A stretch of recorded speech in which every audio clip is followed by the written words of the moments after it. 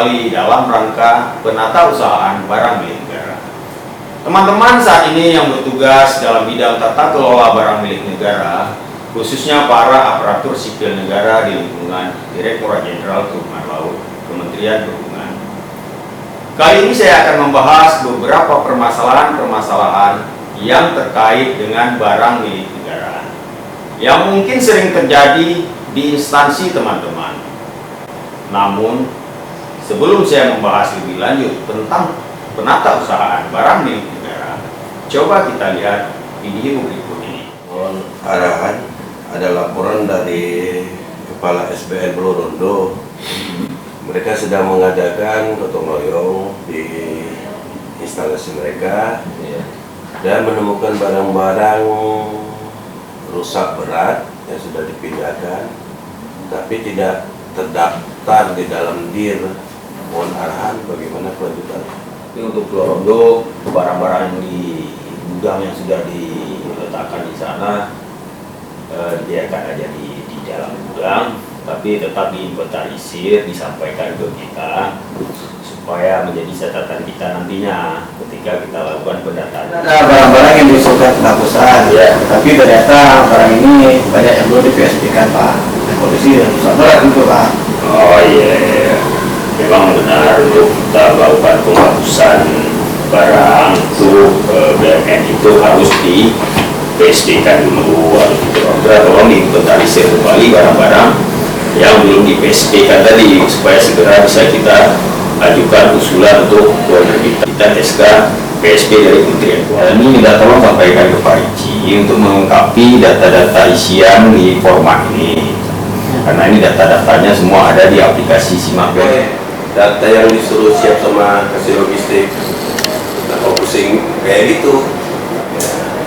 Apa yang kira-kira bisa bantu? Memang kalau misalnya ada 2 laptop, udah satu laptop aplikasi dan untuk pengisian di Excel. Kira tahu memang semua data harus dari aplikasi. Apalagi ini targetnya sampai besok harus selesai nih kata Pak. Ini karena satu aplikasi juga, satu aplikasi di laptop itulah yang kita kerjain. Jadi buka tutup itu aja kerjanya. Tutup. Nanti masuk ke bangkunya, tutup lagi. Dari video tadi menggambarkan bagaimana seorang ASN yang akan melakukan pengisian data-data BMN ke dalam form pendataan hanya menggunakan aplikasi Simak BMN dan aplikasi Simak Saker saja.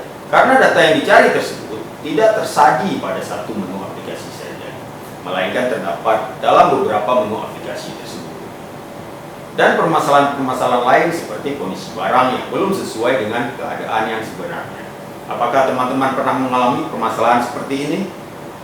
Dari pertanyaan-pertanyaan tersebut, mungkin di antara teman-teman ada yang sudah memperoleh cara penyelesaiannya, mungkin juga ada yang belum. Nah, pada kesempatan kali ini saya akan menjelaskan bagaimana menyelesaikan permasalahan-permasalahan BMN tersebut. Perkenalkan, nama saya Mulyadi Usman. Saat ini saya menjabat sebagai Kepala Seksi Logistik pada Kantor Distrik Navigasi Kelas 2 Sabang, Provinsi Aceh, yang salah satu tugas pokok dan fungsi serta rincian tugas seksi logistik adalah penatausahaan BMN. Dari permasalahan-permasalahan tadi, maka sebaiknya Bapak Ibu harus melakukan inventarisasi kembali seluruh BMN yang terdapat pada satker masing-masing. Karena kegiatan inventarisasi BMN ini sebagai salah satu cara untuk mengimplementasikan penatausahaan BMN dengan efektif. Seperti yang telah kita ketahui bersama, bahwa tujuan dari inventarisasi BMN adalah untuk tersedianya data BMN secara baik dalam upaya mewujudkan tertib administrasi dan tertib fisik BMN itu sendiri. Kemudian juga untuk mempermudah dalam pelaksanaan pengelolaan BMN. Maksud dilakukannya inventarisasi ini adalah untuk mengetahui jumlah dan nilai serta kondisi BMN yang sebenarnya, baik berada dalam penguasaan pengguna barang atau kuasa pengguna barang maupun yang berada di dalam pengelola barang. Sesuai Peraturan Menteri Perhubungan Nomor PM 70 Tahun 2018 tentang petunjuk pelaksanaan penatausahaan barang milik negara di lingkungan Kementerian Perhubungan disebutkan bahwa kegiatan inventarisasi dilakukan dengan cara pertama melakukan pengecekan fisik dan yang kedua dengan sensus barang. Nah, kali ini saya coba menjelaskan bagaimana kita mendapatkan data-data BMN yang cepat, akurat dengan cara-cara yang sederhana. Adapun cara-cara tersebut diantaranya pertama dengan melakukan pendataan BMN secara berkala. Pendataan BMN bisa dilakukan secara bertahap, mungkin mulai dari pendataan tanah terlebih dahulu, kemudian melakukan pendataan gedung dan bangunan, lalu disusul dengan peralatan dan mesin, dan seterusnya. Sehingga teman-teman sudah melakukan penatausahaan BMN dari awal dengan baik. Yang kedua dengan menanyakan langsung keadaan BMN pada penanggung jawab ruangan, baik melalui telepon atau sarana komunikasi lainnya, sehingga kita mendapatkan data awal BMN yang terbaru. Dan yang ketiga dengan membuat database BMN secara manual. Apabila kedua cara yang telah saya sebutkan tadi telah dilaksanakan, maka dilanjutkan dengan pembuatan database yang dibuat secara sederhana dengan menggunakan program-program Microsoft Excel atau program-program lain yang memudahkan teman-teman, yaitu dengan memindahkan seluruh data aset-aset yang ada di aplikasi Simak BMN ke dalam kertas kerja dan melakukan perubahan-perubahan sesuai data yang cepat.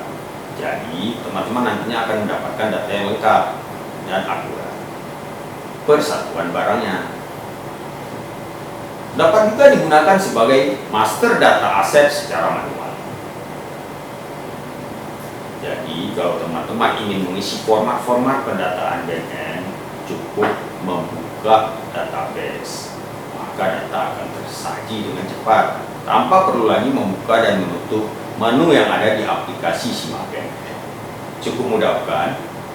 Nah, dari pembahasan tadi dapat kita ketahui bahwa untuk mempermudah pendataan BMN agar dapat menghasilkan data-data yang dapat disajikan dengan cepat, akurat, dan sesuai dengan keadaan yang sebenarnya, maka dapat dilakukan dengan cara yang sederhana.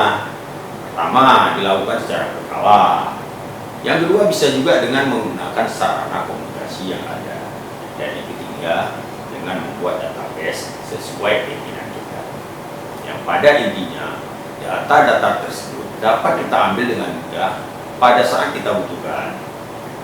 Dan pelaksanaan inventarisasi yang sederhana ini tanpa melibatkan banyak orang atau membentuk sebuah tim. Namun apabila teman-teman ingin melakukan pendataan yang lebih baik lagi, maka dilakukan dengan cara sensus barang sesuai peraturan dan ketentuan yang berlaku, baik langkah-langkah persiapannya, pelaksanaannya, maupun dalam tahap laporannya. Cukup sekian penjelasan dari saya dalam video kali ini dengan mengutip sebuah pesan. Menuntut ilmu adalah 3 tahapan. Jika seorang memasuki tahapan pertama, ia akan sombong. Jika ia memasuki tahapan kedua, ia akan tawadu. Dan jika ia memasuki tahapan ketiga, ia akan merasa dirinya tidak ada apa-apa. Jangan bersedih atas apa yang telah berlalu, kecuali kalau itu bisa membuatmu bekerja lebih keras untuk masa yang akan datang. Dari Umar bin Khattab. Demikian pembahasan kita kali ini. Lain kesempatan kita akan bertemu lagi. Saya William Usman. Assalamualaikum warahmatullahi wabarakatuh.